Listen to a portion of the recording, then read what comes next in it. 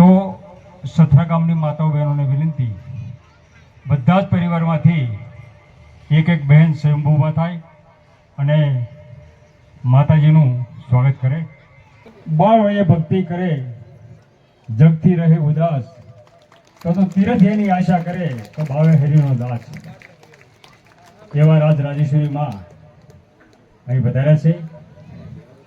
આપણે શાબ્દિક તેનું સ્વાગત કરશું. બોલો બલાર માત કી, બોલો બલાર માત કી જય. બહુ માંદી છે ભાઈ. संत मिलन को चाहिए तजी मान मोह अभिमान, जो दो पाव आगे बढ़े कोटि यज्ञ समान. एवा संतो पूज्य दादाश्री आदर से ભૂરી કે આશ્રમના મંત શ્રી દિયારામ બાપુ પણ હાજર છે અને માં રાજ રાજેશ્વરી પણ અહીં હાજર છે. તો આપણે એમને તાળીથી વધાવશું. આજે આટલા બધા મહાપુરુષો પધાર્યા છે, સૌનું સ્વાગત છે. અક્રૂરજી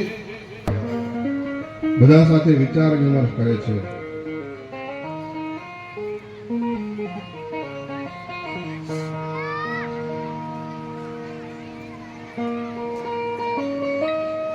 અક્રૂરજીએ જોયું કે ધૃતરાષ્ટ્ર અને પાંડવોને મારવાના પ્રયત્નો કર્યા છે, અન્નમાં વિષ આપ્યું, એ ઉચિત રહેશે?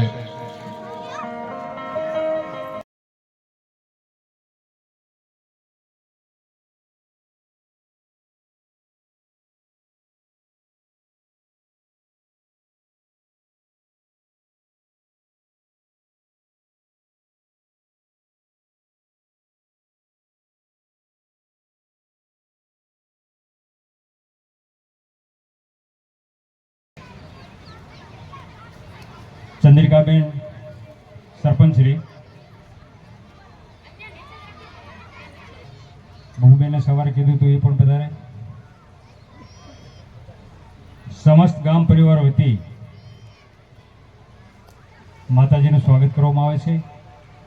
આપણે માત્ર તાળીથી વધાવવાનું છે.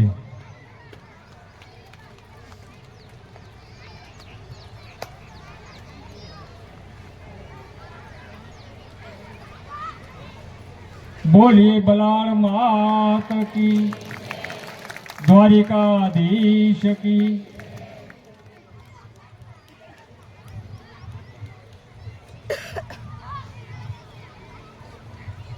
હવે માતાજીને વિનંતી કરશું થોડાક બે શબ્દો કથાને અનુરૂપ અમને પણ સંભળાવે.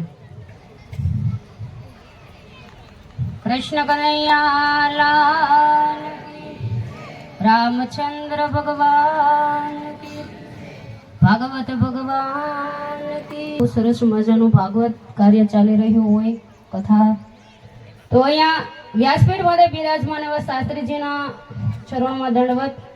પુંજશ્રી એમ તો કહેવાય ને કે ગામનું રતન એવા આપણે હિતેશ દાદા શાસ્ત્રી પણ અહીંયા હાજર છે, તો એમને પણ મારા દંડવત. એની બાજુમાં બિરાજમાન દાદા પણ હું નામથી નહીં ખબર પણ અહીંથી પણ પ્રણામ કરું છું. જી દાદા. તો ભાગવત કથા દરમિયાન ક્યાંય બેઠેલા તમામ શ્રોતાજનો, વડીલો, બહેનો, બાળકો, તો પહેલા તો જે આ કાર્યને ઉજ્જવળ કરી રહ્યા કે જે આની સમય પહેલા કે જે તામતોડ મહેનત કરી અને આજે આ કથાનું રચપણ કરવા માટે આપ સૌને લાભ મળ્યો, એવા તો પહેલા આપણે ઉમેશભાઈ, કેવીભાઈ, વજાભાઈ, હિંમતભાઈ માસ્તર, હિંમતભાઈ જાની, એના મારા વડીલ એવા વેણી દાદા, તો એને ખૂબ ખૂબ ધન્યવાદ કે એ લોકોએ 15-20 મહિનાથી પહેલા અગાઉ તૈયારી કરી અને આ કાર્યના જે અહીં સુધી પહોંચાડ્યું છે. તો ભાગવત કથા વસ્તુ એ કેવું છે કે આપણે બે વખત કરીએ છીએ કે એક આપણા પિતૃ કોઈ જીવાત્માની પાછળ, અને ક્યાં પછી આપણે એવું વિચારીએ કે ભાઈ આપણે ભાગવત કથા ગામ થઈને બિહાડવી છે. તો અહીંયા પણ ગામ સવસ કથા છે. તો આ કથા આપણે શું કામ સાંભળવા બેઠા છીએ કે આપણા જીવનનો થાક ઉતારવા. તો કયો થાક કે તમે હાલેન કથા સાંભળવા આવો છો, વાડીએથી આવો છો, તમને થાક લાગે છે, પગ દુખે, એ થાક નહીં. આપણે અંદર ઘણા બધા અવગુણો ભર્યા છે. કામ, ક્રોધ, મોહ, લોભ, ઈર્ષ્યા, એના રૂપે આપણે થાક ઉતારવાનો છે. એટલે કીધું કે કથાનું ઊંધું કરો તો શું થાય કે થાક કથા. તો આ ગામની અંદર જે 7 દિવસની અંદર જે આ ભાગવતનું રસપાન કર્યો તો એને મારે ખાસ નમ્ર અપીલ છે, એમાં ખાસ ભાઈઓને કે તમે તો બ્રાહ્મણના દીકરા છો, કે હારા જેમ ગણપતિ દાદાને હારા અને નબળા કામની અંદર પહેલી સ્થાપના કરવામાં આવે છે, એમ હરેક કાર્યની અંદર અમારે પણ તમારા જો બ્રાહ્મણની સાક્ષી જોવે છે. કે યજ્ઞ કરીએ, ભાગવત કથા કરો, કોઈ સારું ભગીરથ કાર્ય કરો તો પણ બ્રાહ્મણ જોઈએ. અને પણ કોઈ જીવની પાછળ તમે ગરુડ પુરાણ વચાવો છો કે એને તર્પણ કોઈ પણ બ્રાહ્મણની સાક્ષી જોવે છે.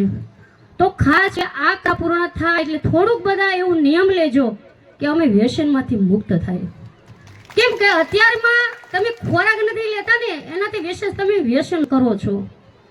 તો ભગવાનને આપણે ભોગ ધરાવીએ છીએ, ભગવાનને આપણે થાળ ધરીએ છીએ, તો કહેવત એવી છે ને કે ભગવાનને હાલે ઈ મને ભાવે. તો ભગવાનને શું હાલે?